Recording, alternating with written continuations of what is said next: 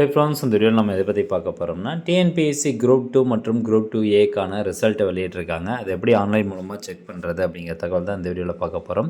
So நீங்கள் select ஆகிருக்கீங்களா இல்லையா அப்படிங்கிறத ஃபுல்லாக செக் பண்ணி பார்த்துக்கோங்க. சப்போஸ் செலக்ட் ஆயிருந்தீங்கன்னா நெக்ஸ்ட் என்ன ப்ராசஸ் அப்படிங்கிறதும் இந்த வீடியோவில் நம்ம பார்க்கலாம். ஸோ இதுக்கு நீங்கள் அந்த tnpsc.gov.in அப்படிங்கிற அந்த வெப்சைட் லிங்க் வந்து ஓப்பன் பண்ணுங்கள். ஹோம் பேஜ் ஓப்பன் பண்ணாதீங்க.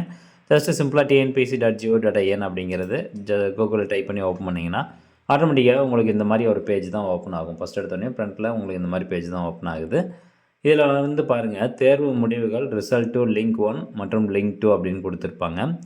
இது எதுக்கானது அப்படின்னு பார்த்தீங்கன்னா குரூப் 2, அதாவது குரூப் 2க்கான ரிசல்ட் வந்து ரிசல்ட்ஸ் 2 அப்படின்னு கொடுத்துருப்பாங்க. குரூப் 2ஏக்கு ரிசல்ட்ஸ் 2A அப்படின்னு கொடுத்துருக்குறாங்க. மொத்தம் 2 லிங்க் இருக்குது. எந்த லிங்க்கில் வேணாலும் போய்ட்டு நீங்கள் ரிசல்ட் வந்து செக் பண்ணிக்கலாம்.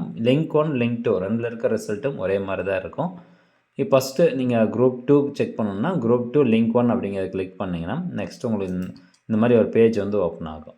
ஸோ இதெல்லாம் எப்படி கீழே ஸ்டூடெண்ட் மட்டும் வந்தால் ரெஜிஸ்டர் நம்பர் வந்து கொடுத்துருக்காங்க. எந்தெந்த ரெஜிஸ்டர் நம்பர்லாம் செலக்ட் ஆகிருக்கு அப்படிங்கிறத வந்து கொடுத்துருக்குறாங்க. இந்த ஹோல் பேஜ் ஃபுல்லாக அப்படியே ஸ்டூடெண்ட் பண்ணி பார்க்க முடியாது இல்லையா? ஸோ அதனால் ஃபைண்டு கொடுத்துக்கோங்க. ஃபைண்டு கொடுத்துட்டு உங்களுடைய ரெஜிஸ்டர் நம்பர் எதுவோ அந்த நம்பர் ஃபுல்லாக அதில் டைப் பண்ணி பார்த்தீங்கன்னா அது வந்து செலக்ட் ஆகிருந்தது அப்படிங்கிற பட்சத்தில் உங்களுக்கு வந்து இதில் ஆட்டோமேட்டிக்காகவே ஹைலைட் பண்ணி காமிக்கும். இப்போ நான் போட்டிருக்க ரெஜிஸ்டர் நம்பர் பார்த்திங்கன்னா இந்த குரூப் 2னுடைய செலெக்ஷன் லிஸ்ட்டில் கிடையாது. இப்போ அடுத்தபடியாக குரூப் 2ஏல செலக்ட் ஆகிருக்காங்களா அப்படின்னு பார்க்கணும்.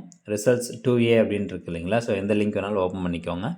ஓப்பன் ஆனதுக்கப்புறம் உங்களுக்கு பேஜ் இந்த மாதிரி தான் இருக்கும். இதுலேயும் போயிட்டு Ctrl F வந்து கொடுத்துட்டு இப்போ இதில் வந்து பாருங்கள் செலக்ட் ஆகிருக்கு. ஒன் ரிசல்ட் வந்து காமிக்குது. அப்போ செலக்ட் ஆகிருக்காங்க. ஸோ அந்த அப் ஏரோ டவுன் ஏரோ இருக்குல்ல, அதை கிளிக் பண்ணால் ஆட்டோமேட்டிக்காக அந்த நம்பர் எங்கே மேட்ச் ஆகுதோ இங்கே பாருங்கள் செலக்டட் அப்படின்னு சொல்லி வந்துடுச்சு. ஸோ இந்த நம்பர் பார்த்திங்கன்னா குரூப் 2ஏல செலக்ட் ஆகிருக்காங்க. ஸோ இந்த குரூப் 2 மற்றும் குரூப் 2ஏல செலக்ட் ஆனவங்களுக்கான நெக்ஸ்ட் ப்ராசஸ் என்னென்னு கேட்டிங்கன்னா மெயின் எக்ஸாமினேஷன் தான். அது என்றைக்கு அப்படின்னு பாருங்கள், 8 பிப்ரவரி 2026 அன்றைக்கி தான் வந்து மெயின் எக்ஸாம் வந்து நடக்குது. பேப்பர் 1 மற்றும் பேப்பர் 2 ரெண்டுமே வந்து நடக்குது. Tamil eligibility test. பேப்பர் 2 வந்து general studies, general intelligence and reasoning. So இந்த மெயின் எக்ஸாம் செலக்ட் ஆனவங்க எல்லாருமே வந்து 150 ரூபா பே பண்ணிட்டு தான் மெயின் எக்ஸாம் வந்து எழுதணும்.